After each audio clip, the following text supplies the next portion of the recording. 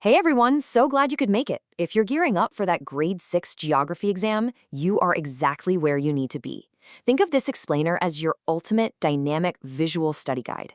Today, we are exploring one of the absolute most exciting environments on Earth. You see, the coast isn't just some quiet beach. It's this incredibly active, constantly changing battleground where the unstoppable force of the sea meets the immovable object of the land.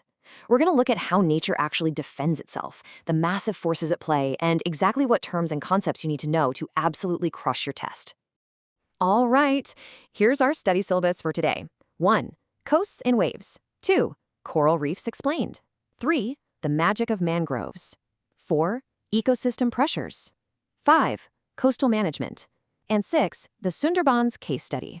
Section 1. Coasts and waves. Okay, let's do a quick flashcard rapid fire to get those brain cells firing. I'm going to ask the question and I want you to think of the answer. You ready? What exactly is a coast?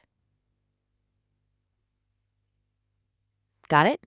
The answer is literally just where the land meets the sea. It really is that straightforward. But what actually makes this meeting point so dramatic? Well, it's the waves. And for your exam, you absolutely need to remember that waves are caused by wind blowing over the sea. The stronger that wind blows, the bigger the wave gets, and the more energy it has to totally reshape that shoreline. Okay, huge exam tip coming your way. When you're studying marine processes, you've got to group these terms in your head to easily score those points.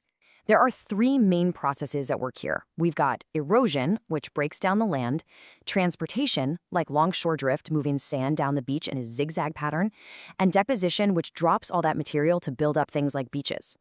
Now, for erosion specifically, you need to memorize 4 types: hydraulic action, abrasion, attrition, and solution. Seriously, lock those 4 terms into your memory bank right now. So let's break down what a constructive wave actually does. These are low-energy waves, usually created during nice, calm weather. They have a really long wavelengths, and they're pretty low in height. Their absolute main job is deposition. Basically, they carry sediment in and build up the beach, which allows all that wave energy to be safely absorbed by the sand. Now, here's a crucial concept you absolutely cannot mix up on test day. When that constructive wave rolls in, the water rushing up the beach is called the swash, and constructive waves have a very strong swash. But when that water loses its momentum and gets pulled back down into the sea by gravity, that is the backwash. Swash goes up, backwash goes back. Pretty simple, right? Section 2. Coral reefs explained. Coral reefs aren't just a bunch of colorful rocks. They're actually massive, living underwater structures built over thousands of years by these tiny little animals called coral polyps. And they build these hard skeletons out of calcium carbonate. Now, your examiners absolutely love to ask about the 3 main types of coral reefs, so let's use some memory tricks. First up, fringing reefs. Just remember, fringing reefs fringe the coast. They grow directly attached to the shore, kind of like the Andaman Islands. Second, barrier reefs. Just remember, barrier reefs act like a barrier. They grow further out, and they're separated from the land by a wide, calm lagoon. Think of Australia's Great Barrier Reef. And finally, atolls. These are basically ring-shaped reefs circling a lagoon right out in the open ocean, like you'd see in the Maldives. Just picture an A-shaped ring of islands and you'll nail it. Section 3. The magic of mangroves. Mangroves are honestly just fascinating. We're talking about special trees and shrubs that somehow survive in this incredibly salty, muddy soil where pretty much any other plant would instantly die. So how do they do it? Well, it's all about their crazy root systems. They have these prop roots and even breathing roots called pneumatophores that literally stick up out of the mud to catch air. For your exam, you need to know their 2 major jobs. First, they act as massive natural shields with roots that lock in the soil and stop coastal erosion during violent storms. And second, they serve as these incredibly vital, safe nurseries for baby fish, crabs, and prawns. So the real magic here is how these 2 ecosystems actually work together as a team. If you happen to get an essay question asking how nature protects the coast, you definitely want to write this down. Reefs break waves, mangroves trap mud. It's brilliant. The coral reef acts like a huge wall out in the ocean, breaking up the really strong waves so the water is nice and calm by the time it reaches the mangroves. And in return, those dense mangrove roots trap dirt and mud washing off the land, which keeps the ocean water crystal clear.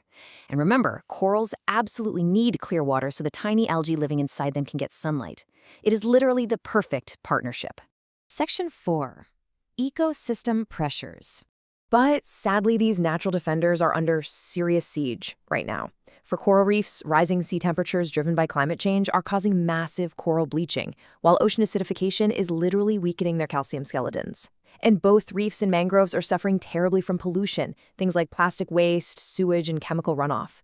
Then you have destructive overfishing, sometimes even using dynamite, which just completely wrecks the reef's fragile food chain. And a massive, massive pressure on mangroves specifically is coastal development. Huge swaths of these forests are constantly being chopped down to make room for human industries, especially huge shrimp aquaculture farms.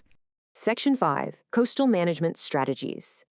So how do we actually manage all this? Well, in geography, we divide human management tactics into two distinct categories: hard engineering and soft engineering. Hard engineering is all about building strong artificial structures. We're talking incredibly expensive concrete seawalls or big wooden groins designed to trap shifting sand. Soft engineering, on the other hand, tries to work with nature. This means planting more mangroves or pumping extra sand back onto beaches, which is a process known as beach nourishment. So which one is actually better? Usually, a mix of both is the real sweet spot. For example, the state of Kerala has had great success using a combination of hard seawalls alongside soft engineering, like planting protective trees to effectively defend its coastline. Section 6, the Sundarbans case study. Okay, let's lock in some highly testable facts using the Sundarbans as a case study. First off, what exactly is it? Well, it is the world's largest mangrove forest, located over in West Bengal. Why is it so incredibly important? Because it physically protects local villages by absorbing and slowing down massive waves and storm surges during brutal cyclones. Plus, it supports some truly incredible wildlife, from tigers to diverse populations of crabs and fish. But what are the pressures threatening it? Currently, it's actively shrinking because these vital trees are being cut down to clear space for shrimp farms and new buildings. Nailing these core facts is going to give you a really complete, high-scoring answer on your exam. And just like that, we've reached the end of our explainer.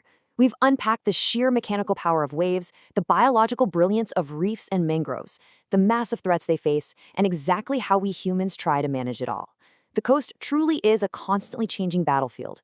As you head into your grade 6 geography exams, you are now armed with the exact terms, concepts, and case studies you need to absolutely crush it. But looking totally beyond the exam for a second, I want to leave you with this one thought. As the next generation inheriting this rapidly changing shoreline, how will you use this knowledge to help defend it? Good luck with your studying, everyone, and always stay curious.